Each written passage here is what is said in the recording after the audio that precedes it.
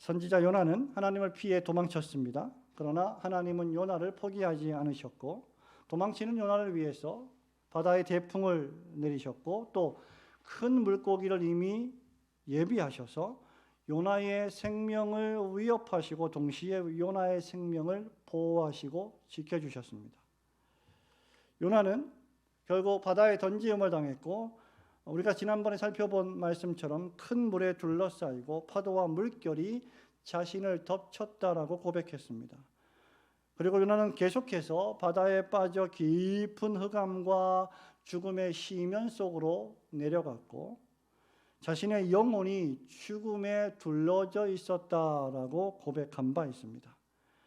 요나는 죽음과 절망의 고통 가운데서 하나님이 준비하신 물고기 뱃속에서 사흘 밤낮을 지냈고 하나님께 그 시간 동안 깊이 기도하는 시간을 체험했습니다.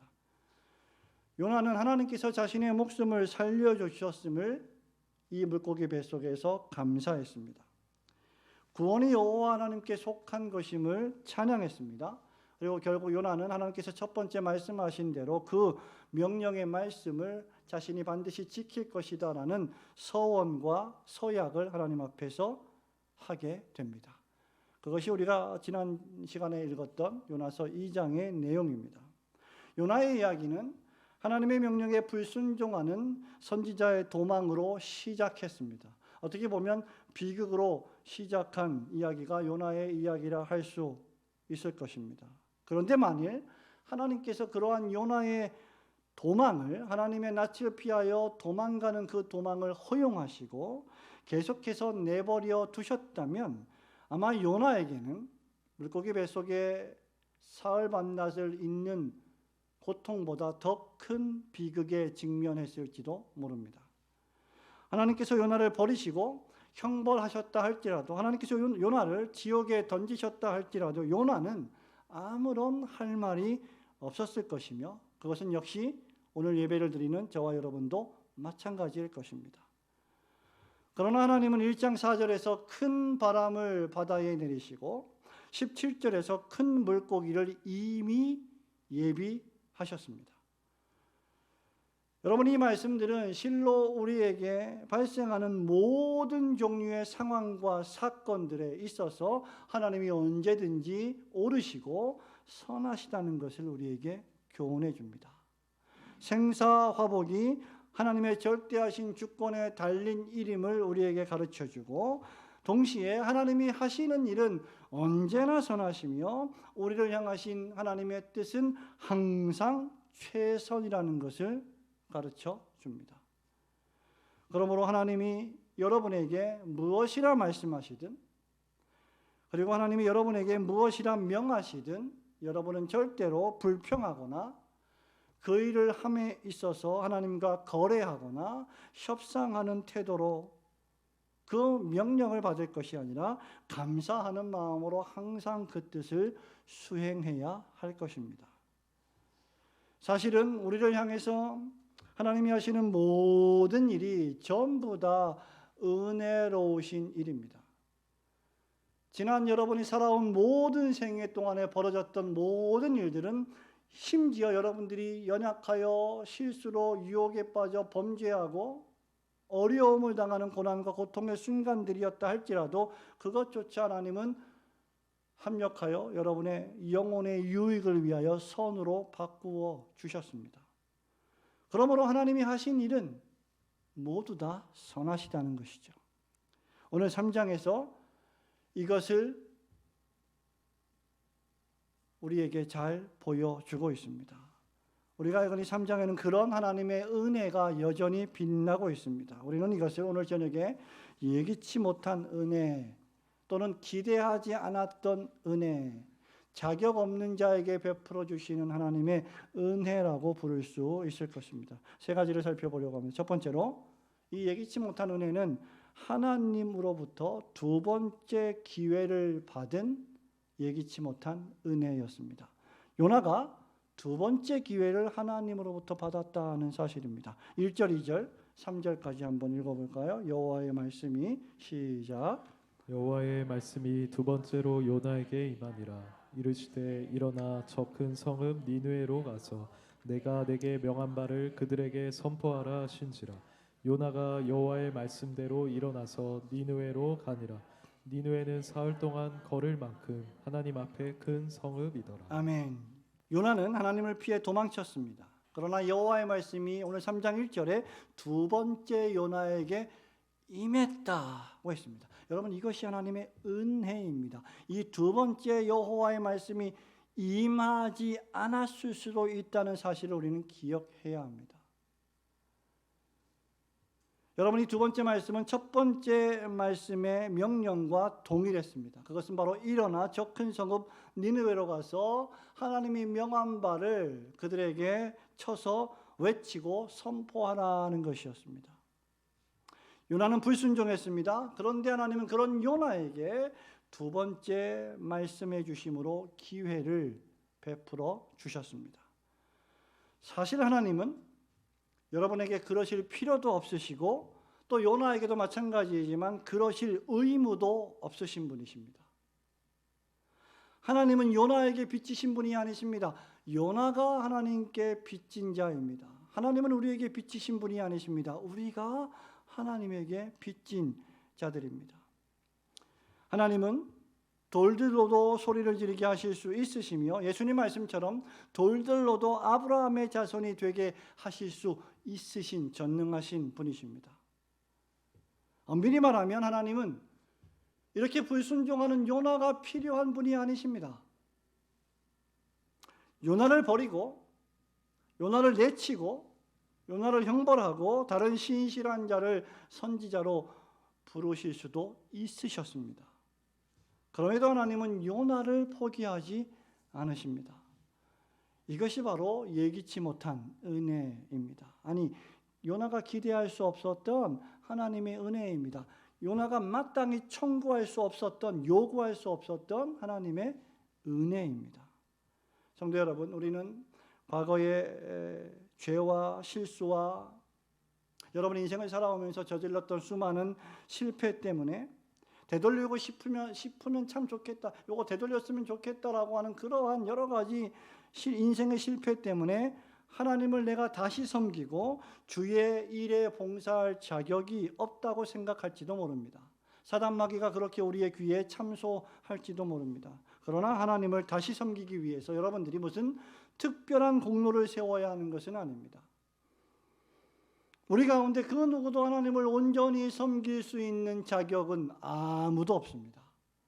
더 나아가 하나님 앞에 오늘처럼 이렇게 수요 예배에 마음껏 나와 예배 드릴 수 있는 자격 있는 자들도 아무도 없습니다. 하나님이 은혜를 베풀어 주시지 않는 한 말이죠.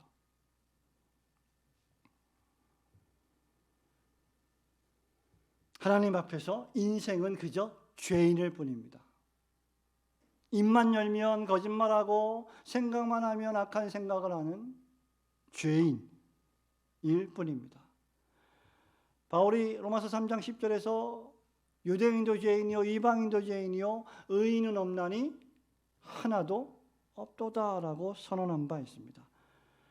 그런데 하나님이 그런 우리를 부르시고 예수 그리스도의 보배로운 피로 우리의 죄를 씻어주시고 구원해 주셨고 의롭다고 여겨주셨고 더 나아가 충성되이 여겨 여러 직분을 맡겨주시는 분이십니다.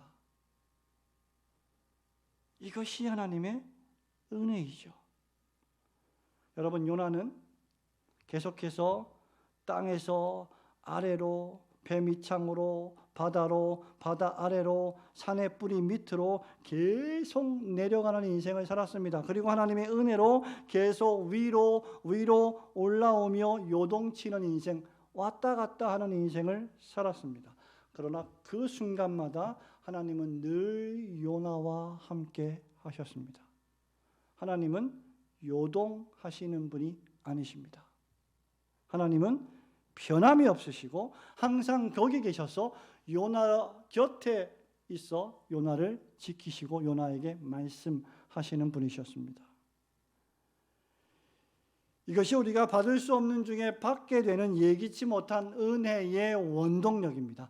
하나님의 신실하심, 말이죠. 하나님이 여러분을 향해서 신실하시지 않았다면, 일관되게 철저하게 끝까지 은혜로 여러분을 대하시지 않으셨다면 여러분은 오늘 이 자리에 계시지 못했을 것입니다. 여러분, 또한 하나님은 두 번째 말씀하시면서 요나에게 더 가혹한 명령을 내리시지 않았습니다. 첫 번째 명령과 똑같은 명령을 내리셨습니다. 첫 번째 명령에 불순종하고 죄를 지었으니까 더 가혹하고 엄중한 명령을 벌로 주시지 않으셨습니다. 하나님은 가혹한 분이 아니십니다. 하나님은 요나에게 주신 첫 번째 말씀을 그대로 다시 주셨습니다. 요나가 처음 받았던 그 하나님의 명령대로 하면 되는 것이었습니다. 하나님은 변덕을 부리는 사람이 아니십니다. 하나님은 좋지 않은 감정을 기억하고 있다가 결정적인 순간에 그것을 꺼내어 다음에도 여전히 그 나쁜 감정으로 사람을 대하시는 분이 아니십니다. 하나님이 죄를 용서하실 때는 동의서에서 먼 것 같이 던져버리시고 기억조차 하시지 않으신다 하셨습니다. 하나님은 매일매일 범죄하는 우리들을 매일 용서하시고 은혜를 베푸시면서 우리들에게 사명을 맡기시는 분이십니다. 그러므로 하나님께서 자격 없는 여러분에게 다시 하나님을 섬길 은혜를 주셨다면 감사함으로 봉사하고 섬기시는 성도들이 되시기를 주님의 이름으로 축원합니다. 두 번째로 이방 족속들인 니느웨 백성들에게 임한 예기치 못한 하나님의 풍성한 은혜를 요나서 3장이 우리에게 보여줍니다. 4절, 5절, 6절을 우리 볼까요? 요나가 그 성읍에 들어가서 시작. 요나가 그 성읍에 들어가서 하루 동안 다니며 외쳐 이르되 40일이 지나면 니느웨가 무너지리라 할더니 니느웨 사람들이 하나님을 믿고 금식을 선포하고 높고 낮은 자를 막론하고 굵은 베옷을 입은지라.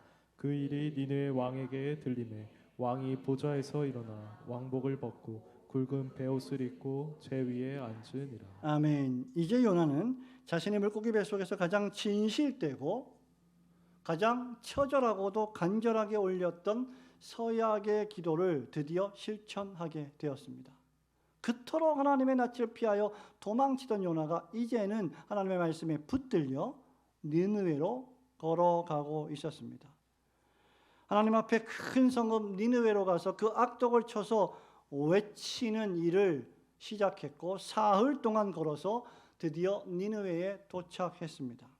그리고 그 성읍에 들어가서 하루 동안 종일 여기저기 니느웨 성읍을 동서남북으로 다니면서 40일이 지나면 니느웨가 무너질 것이다, 회개하라 라고 외침으로 하나님의 말씀에 순종했습니다. 여러분, 니느웨 성은 역사적 전승과 고고학에 따르면 그 둘레가 약 95km 정도였고 직경이 약 30km 정도 될 정도로 당시 세상에서 가장 강력한 도시 가운데 성 가운데 하나였습니다. 4장 11절에 보면 이 성읍에 좌우를 분별하지 못하는 자가 몇만 명이요? 12만 명이었다라고 했습니다. 그러니까 좌우를 분별해서 어디가 어딘지 알지 못하는 매우 어린 아이들이 12만 명이었다라고 한 것으로 보아서 아마 전체 인구가 최소 50만, 60만 명은 좋게 되는 그런 큰 성이었던 것으로 추정됩니다. 더욱이 이 성읍은 이스라엘의 철천지 원수 적국 아수르의 수도였고 이스라엘이 두려워하는 나라였기 때문에 그 성읍이 무너질 거다라고 외치는 건 대단히 요나 입장에서는 무서운 일이었을 것입니다. 그리고 원하지도 않는 일이었을 것입니다. 혹시라도 그 메시지를 듣고 회개하여 하나님의 사랑을 받을까 봐 요나는 또 한편으로는 걱정을 했던 것이죠. 그러므로 여러분, 이것은 인간적으로 대단히 내키지 않는 사명이었습니다. 그래서 아마 요나가 가기는 가는데 물고기 뱃속에서 사흘 동안 그렇게 처절하게 기도해서 자기가 서약하고 약속을 했으니까 이 3일 동안 걸어가기는 가는데 그 길이 마냥 즐겁지만은 않았을 것으로 추정을 해봅니다. 요나가 하나님의 낯을 피하여 처음에 도망친 것도 바로 이 때문이었습니다. 요나는 하나님의 은혜가, 이스라엘이 받은 하나님의 은혜, 선택받은 백성, 제사, 의식, 할례, 하나님의 말씀을 받은 율법, 자신이 받은 이 하나님의 은혜가 할례 받지 못한, 계만도 못한 이방 족속들에게 임한다는 것을 요나는 상상조차 하지 못했을 것입니다. 생각하기도 싫은 일입니다. 그러나 하나님의 생각은 달랐습니다. 하나님은 그들이 죄를 회개하고 돌이키기를 바라셨습니다. 이것은 하나님의 은혜가 단지 구약시대의 민족적이며 혈통적인 이스라엘을 넘어서서 이제 영적 이스라엘까지 확장될 것을 우리에게 보여주는 말씀입니다. 구약의 하나님은 이스라엘만의 하나님이 아니요 온 세상 만국의 하나님이시요 선교의 하나님이십니다. 복음의 하나님이시요 은혜의 하나님이십니다. 아수르 제국의 수도 니느웨는 그 당시에 우상 숭배를 했고 마술과 요술 행위가 난무했고 살인, 강간, 사기, 성적 타락 등의 악독으로 가득 찼기 때문에 오늘 내일 하나님의 심판을 받고 무너져도 하나도 이상할 것이 없는 너무나 당연한 도시였습니다. 그런데 요나가 하룻길을 돌아다니면서 만나는 사람들에게 하늘을 향해서 40일이 지나면 이 큰 성읍이 무너질 것입니다 라고 외치자 놀랍게도 여러분 니느웨 사람들이 하나둘씩 하나님을 믿기 시작했고 금식을 선포하고 높고 낮은 자를 막론하고 전부 다 회개할 때 입는 베옷을 입었습니다. 성적 타락과 살인과 강간과 속임수와 인간적인 정욕으로 가득 찼던 도시, 그래서 비난 옷을 입고 먹고 마시며 즐기는 음주가무가 난무했던 도성이 순식간에 베옷으로 전부 다 갈아입는 회개의 도성이 되었습니다. 그들은 그들의 악독을 회개했습니다. 이 소식이 왕에게까지 미쳤다는 것은 이 성읍의 이 일이 얼마나 엄청나게 광범위하게 벌어졌는지를 잘 보여줍니다. 그런데 놀라운 사실은 이 소식이 왕에게 미치자 이 왕이 이스라엘에서 온 이 작은 선지자, 그것도 자신들의 대적국인 이스라엘의 그 작은 선지자 요나를 체포해서 당장 참수를 시켜라, 죽여버리라는 명령 대신 왕도 보좌에서 일어나 내려와서 굵은 베옷을 입고 제 위에 앉아 회개하는 기적이 벌어졌습니다. 나아가 조서를 내려 금식을 선포하고 사람뿐만 아니라 짐승들까지 베옷을 입고 회개하며 악한 길에서 떠날 것을 명령했습니다. 여러분, 무슨 짐승이 회개를 합니까? 근데 짐승들조차 베옷을 입히고 회개하겠다, 우리의 모든 것들을 철저하게 회개하겠다라고 하는 왕의 표현입니다. 이것은 실로 기적 같은 일이었고 그 누구도 예상해 보지 못한 일이었습니다. 여러분 9절 말씀을 우리 함께 같이 읽어볼까요? 왕이 하는 말입니다. 하나님이 시작. 하나님이 뜻을 돌이키시고 그 진노를 그치사 우리가 멸망하지 않게 하시리라. 그렇지 않을 줄을 누가 알겠느냐 한지라. 아멘. 여러분 왕의 이 말이야말로 예기치 못한 하나님의 은혜에 대한 왕 자신의 소망과 기대를 잘 보여줍니다. 하나님의 뜻을 돌이키시고 그 진노를 그치사 우리가 멸망하지 않게 하실 거다.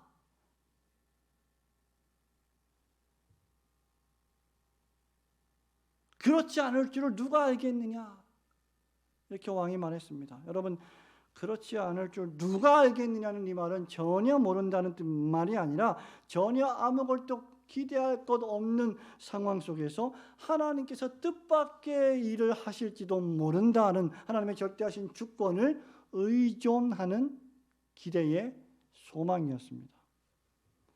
결국 하나님은 그들이 악한 길에서 떠난 것을 보시고 그들에게 재앙을 내리지 않으셨습니다.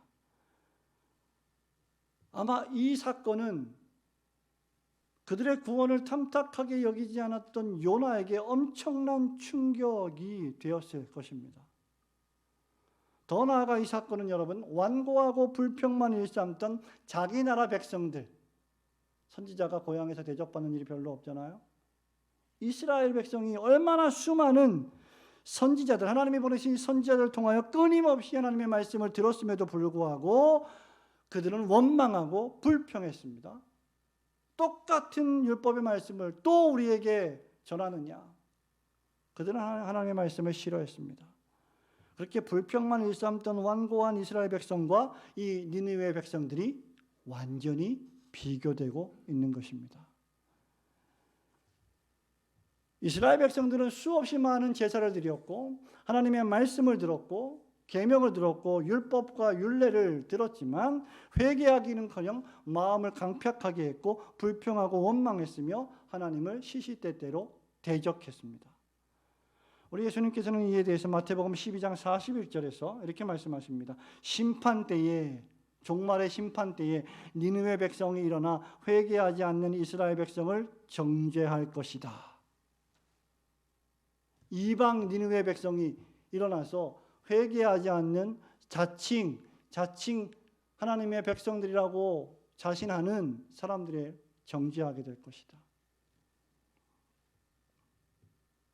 심판 때에 니느웨 사람들이 일어나 이 시대 사람을 정죄하리니 이는 그들이 요나의 전도를 듣고 회개하였음이거니와 요나보다 더 큰 이가 여기 있으며.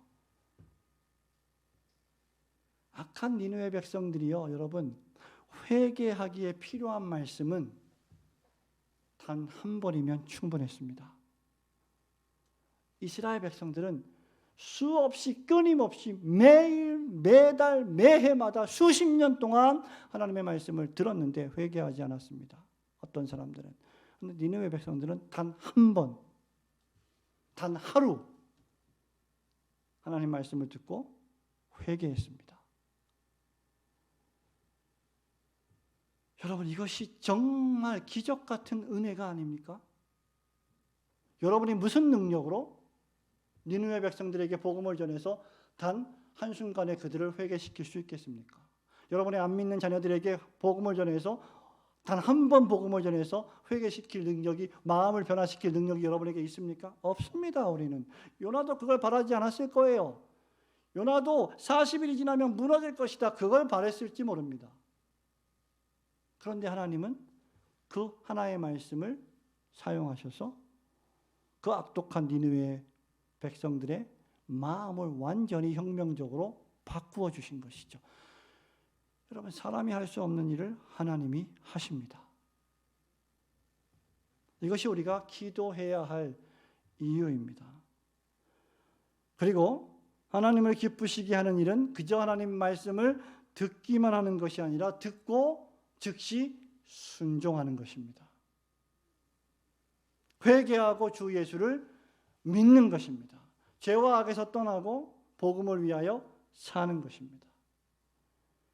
그러므로 하나님께서 단 한 번의 말씀으로도 악한 니느웨 백성을 회개시키실 수 있으심을 깨닫고 여러분이 항상 듣는 그 축복의 말씀에 순종하심으로 그 능력을 체험하시는 성도들이 되시기를 주님의 이름으로 축원합니다. 마지막으로, 그럼에도 불구하고 하나님의 이러한 예기치 못한 은혜를 가장 환영해야 할 선지자 요나는 이 하나님의 은혜를 또다시 싫어하는 어리석음을 우리에게 보여줍니다. 여러분, 10절과 4장 1절까지 우리 같이 읽어볼까요? 하나님이 그들이, 시작. 하나님이 그들이 행한 것 곧 그 악한 길에서 돌이켜 떠난 것을 보시고 하나님이 뜻을 돌이키사 그들에게 내리리라고 말씀하신 재앙을 내리지 아니하시니라. 요나가 매우 싫어하고 성내며, 이렇게 기록을 하고 있습니다. 니느웨 백성이 회개하고 그 악한 길에서 돌이켜 떠나자 하나님이 뜻을 돌이키사 재앙을 내리지 않으셨습니다. 여기 뜻을 돌이키셨다는 이 말은 하나님이 변덕을 부리셨다는 말이 아닙니다. 마음을 바꾸셨다, 마음이 변했다, 이런 말이 아닙니다. 심경의 변화를 일으키셨다는 말이 아닙니다. 하나님은 그러실 수 없으신 분이십니다. 하나님의 본래 계획은 죄인들이 죄를 회개하고 구원을 얻게 하는 것이었습니다. 그러므로 죄인들이 회개할 때 하나님께서 그들에게 내리실 재앙을 거두시고 그들에게 구원의 은혜를 베푸시는 것이 하나님의 본래 계획이셨습니다. 그러므로 이것은 전혀 하나님이 심경의 변화를 일으키신 것이 아닙니다. 하나님의 사랑과 긍휼과 자비를 시행하시는 일입니다. 하나님의 본래 뜻을 실행하시는 것입니다. 하나님의 불순종하는 요나를 용서하신 것처럼 니느웨 백성들도 용서하신 것입니다. 하나님이 불순종하는 요나를 용서하셨다면 죄를 회개하고 악독에서 철저히 떠난 니느웨를 용서하는 것은 너무나 어찌 보면 당연한 일이 아니겠습니까? 예레미야 18장 7절 8절에서 하나님은 이렇게 말씀하십니다. 누구든지 회개하면 용서하시고 구원하실 것이라는 것을 약속하신 바 있는데 이렇게 말씀하십니다. 내가 어느 민족이나 국가를 뽑거나 부수거나 멸하려 할 때 만일 내가 말한 그 민족이 그의 악에서 돌이키면 내가 그에게 내리기로 생각하였던 재앙에 대하여 뜻을 돌이키겠고. 그러니까 하나님께서 어떤 민족이나 어떤 국가의 어떤 종족의 어떤 사람들에게 심판을 위협하시는 것은 그들로 하여금 그 죄를 회개하고 하나님께로 돌아오게 하시는 은혜의 수단이라는 것이죠. 니느웨는 말씀을 듣고 회개했습니다. 돌이켰습니다. 회개하라, 천국이 가까웠느니라. 40일이 지나면 이 악독한 성읍 니느웨는 무너질 것이다. 회개하지 않으면 무너질 것이다. 그 말씀을 듣고 그 죄에서 떠나는 순종을 나타냈다는 말입니다. 그런 니느웨를 향해서 하나님은 재앙을 돌이키시고 구원하셨습니다. 그런데 이런 하나님의 사랑과 자비 시행에 대하여 요나는 또다시 못마땅함을 드러냈습니다. 4장 1절은 요나가 매우 싫어하며 두 번째 썩냈다 이렇게 말하고 있습니다. 어떻게 보면 참 너무 간이 큰 요나가 아닌가 그런 생각을 합니다. 요나는 하나님이 그의 하나님이셔야만 했던 것입니다. 하나님은 나의 하나님만 되어야 한다. 이스라엘의 하나님만 이어야 한다. 요나는 하나님이 지극히 자비롭고 은혜로우신 것을 불평하고 있는 겁니다. 그렇게 요나는 니느웨가 멸망하기를 바랐고 회개를 하지 않기를 바랐고 니느웨 백성들이 용서받고 구원을 얻는 것을 싫어하고 불평했습니다. 이게 사실이 아니라면 요나가 싫어하여 썩냈다는 기록이 있을 리가 없을 것입니다. 요나는 하나님의 구원이 이스라엘을 넘어서 이방인들에게까지 확장되는 것을 전혀 이해하지 못했습니다. 그러나 요나는 자기 자신도 구원을 받을 만한 자격이 없는 자였음을 깨달아야만 합니다. 아니 더 나아가 하나님의 진노와 심판을 당하기에 합당한 존재였음을 알아야만 합니다. 그러므로 하나님이 나를 구원하셨다면, 여러분을 구원하셨다면 다른 이들도 구원하실 수 있으심을 인정해야 합니다. 하나님이 나의 마음을 변화시켜 주셨다면 그 하나님이 다른 사람의 마음도 변화시켜 주실 수 있는 분이심을 인정해야 합니다.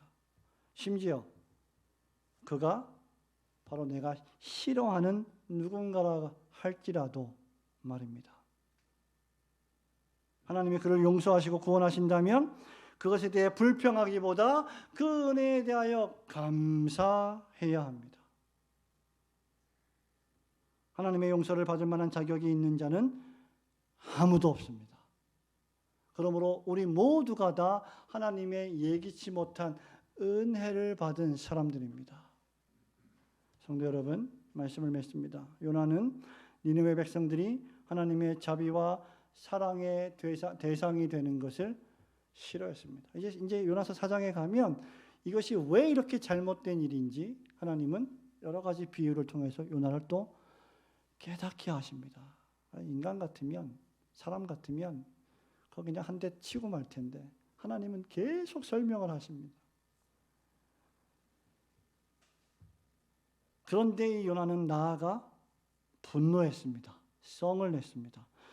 하나님이 4장 4절에서 뭐라고 말씀하십니까? 야, 요나야, 네가 성내는 것이 옳으냐? 이렇게 물으십니다. 야고보 사도는 야고보서 1장 20절에서 뭐라고 말씀합니까? 사람이 성내는 것이 하나님의 의를 이루지 못한다 라고 말한 바 있습니다. 그러면 교회 내에서 성을 낸다? 어떤 일을 할 때 하나님 앞에서 성을 낸다? 사람과의 관계 속에서 성을 낸다? 일이 안 됩니다. 사람 간의 관계도 일이 되어지지가 않아요. 그런데 하나님의 의를 성을 내고 어떻게 이룰 수가 있겠습니까?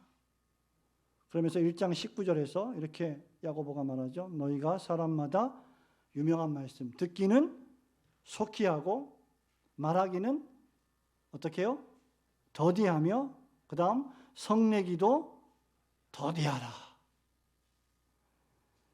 요나가 성내는 것이 전혀 합당하지 않으며 그것은 하나님 앞에서 죄를 짓는 것입니다. 절대로 우리 그리스도인들은 할 수만 있으면 하나님 앞에서 성을 내어서는 안 됩니다. 그리고 하나님의 일을 할 때도 성내며 해서는 안 됩니다. 왜냐하면 요나 자신도 하나님의 자비와 사랑의 대상이 될 자격이 없는 죄인이었기 때문입니다. 그런데 누가 누구 앞에서 성을 내요? 그렇다면 니느웨 백성들 역시 얼마든지 하나님의 자비와 사랑의 대상이 될 수 있는 것입니다. 하나님이 구원하시지 못할 사람은 아무도 없어요. 이것이 예기치 못한 은혜입니다. 하나님은 허물과 죄로 죽었던 여러분들을 다시 살리시고 죄 용서하시고 의롭다 하시고 영생의 소망을 주시고 천국을 기다리는 백성으로 만들어 주셨습니다. 이것이 바로 예기치 못한 은혜를 받은 사람의 특권입니다. 그러므로 이런 은혜를 받았다면 평생에 그 은혜에 감사하며 그 은혜로 살며 그 은혜를 전파하는 은혜의 사람들이 되어야 합니다. 여러분 평생의 삶이 예기치 못한 하나님의 은혜를 받은 자로서 예기치 못한 이 은혜의 복음을 모든 이들에게 전하며 살아가는 매일매일 은혜로 살아가시는 은혜의 성도들이 되시기를 주님의 이름으로 축원합니다. 아멘.